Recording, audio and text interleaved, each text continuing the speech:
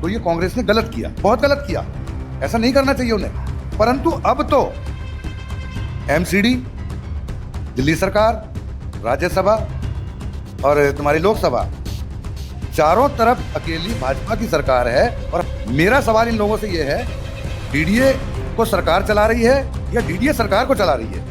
अगर इस चीज का ये जवाब दे सकें। एमसीडी ने डीडीए के पाले में गेंद फेंकी और डीडीए ने एनजीटी की तरफ उछाल दी। और बार बार चुनाव के समय कहा जाता है कि वो जोन हो गया। कोई कहता है कि आपको डरने की जरूरत नहीं है, आपके मकान नहीं टूटेंगे, जहाँ झुकी वही मकान बनवा देंगे। मध्यम वर्गीय लोगों की किस्मत की है कि हम लोग गरीब हैं, हमारे बच्चे ज़्यादा पढ़े लिखे नहीं हैं। और इस तरह से तो लगता है कि सरकार चाहती ही नहीं कि कोई पढ़े लिखे। तो मास्टर प्लान बताया जा रहा है कि 2047 तक कुछ भारत की तस्वीरें कुछ अलग हो। पूरी दुनिया में दिखाया जाएगा। देखो दिल्ली की राजधानी में कैसे मकान तोड़े जा रहे हैं। मैं आपके चैनल के माध्यम से दोनों हाथ जोड़कर और सर को झुकाकर ये अपने प्रतिनिधियों से निवेदन करना चाहूंगा, भारत सरकार से, दिल्ली सरकार से निवेदन करना चाहूंगा। सांसद महोदय की आप बात कर रहे हैं, रामवीर सिंह बिधूड़ी की जी, ये दोनों लोग, एक हैं और मनोज तिवारी, वो भी बोल रहे हैं कि हमारे हक में नहीं है, हम नहीं टूटने देंगे। लेकिन ये अगर एक्शन होता है तो डीडीए के हाथ में, डीडीए कार्रवाई करेगी और दिल्ली हाई कोर्ट का हाथ, हमारा हाथ में। सर मैं सिर्फ इतना कहना चाहूंगा इस बारे में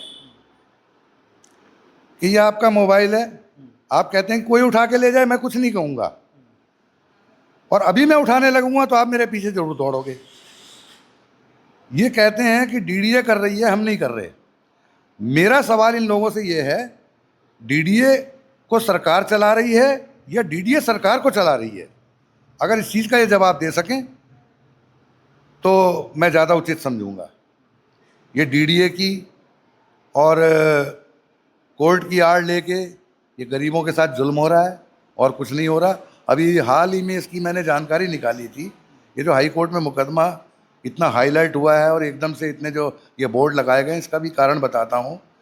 एक कोई विजय दिवाकर नाम के कोई पत्रकार हैं, उन्होंने मेरा ख्याल ये पुस्ते के अंदर जमुना के एरिए में जो मकान बन रहे हैं वहाँ को लेके इन्होंने कोई केस किया कोर्ट में, एमसीडी को ब्लेम किया कि एमसीडी पैसा ले रही है और मकान बनवा रही है, पुलिस पैसा ले रही है, मकान बनवा रही है।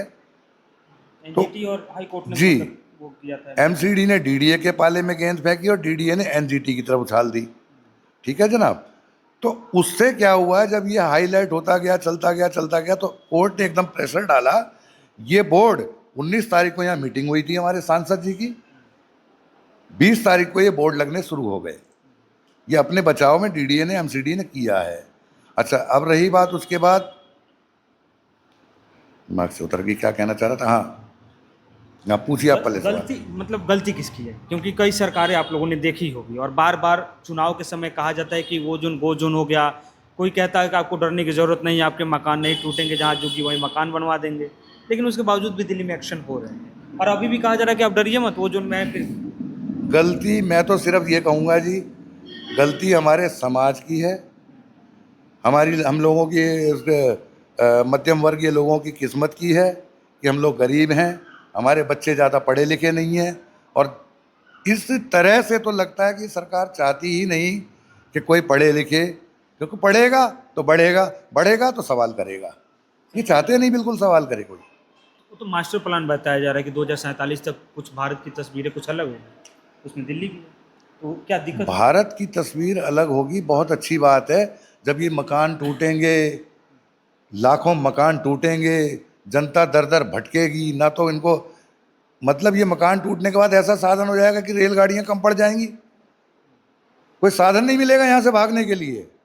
मकान किराए पे मिलना तो बहुत दूर की बात है। तो भारत की तस्वीर वाकई अलग होगी। दुनिया भर का मीडिया इस चीज़ को कवर करेगा, पूरी दुनिया में दिखाया जाएगा, देखो दिल्ली की राजधानी में कैसे मकान तोड़े जा रहे हैं। हम भी तालियां बजाएंगे, बहुत खुश होंगे कि वाह, 4 इंजन की सरकार ने कितना अच्छा विकास किया। जुमले कसना बहुत आसान है, जनता हमारी भावुक होके, इमोशनल होके बह जाती है ना। जो जैसे 2000, मैं भी भाजपा का जो है कि समर्थक रहा हूँ जी। 2014 में मैंने भी नमो नमो बहुत की है, मैंने भी बहुत की थी नमो नमो, 15 लाख के लालच में कि खाते में 15 लाख आएंगे। आए नहीं? तो अभी सुन लो, मैं बता रहा हूँ, वो भी किस्सा बता रहा हूँ। 2014 से मैं भी भाजपा समर्थक हूँ, मैंने कांग्रेस छोड़ दी, मैं भाजपा समर्थक हूँ 2014 से। हर चुनाव में मैंने भाजपा के नारे लगाए, हर चुनाव में उनके लिए वोट मांगे, इवन रामवीर बिधूड़ी जी के लिए भी मांगे।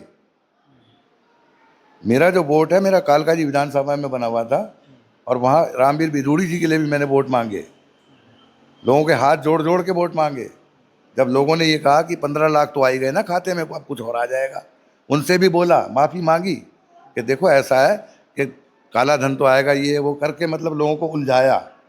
मगर आज मैं देख रहा हूँ कि भैया ये तो उल्टे बांस बरेली, मतलब वही हो गई एक देहाती कहावत है, मैं तो आई तोकू और तू ले बैठी मोकू। अब इस टाइम हमारा ये हाल चल रहा है जी, चलती चाकी देख के दिया कबीरा रोए, दो पाटन के बीच में साबुत बचा न कोए। विधायक जी और सांसद जी, ये दो पार्ट हैं, इनके बीच में अब जनता पिस रही है। 19 तारीख की मीटिंग में विधायक जी ने कहा था कोई माई का लाल एक ईंट नहीं हिला सकता।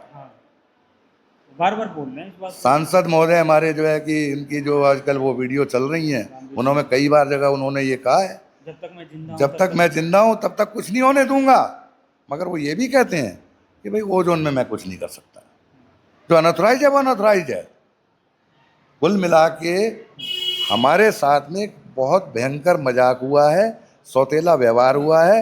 मैं आपके चैनल के माध्यम से दोनों हाथ जोड़कर और सर को झुकाकर ये अपने प्रतिनिधियों से ये निवेदन करना चाहूँगा, भारत सरकार से, दिल्ली सरकार से निवेदन करना चाहूँगा, कृपया हमारे साथ ये सौतेला व्यवहार बंद करें।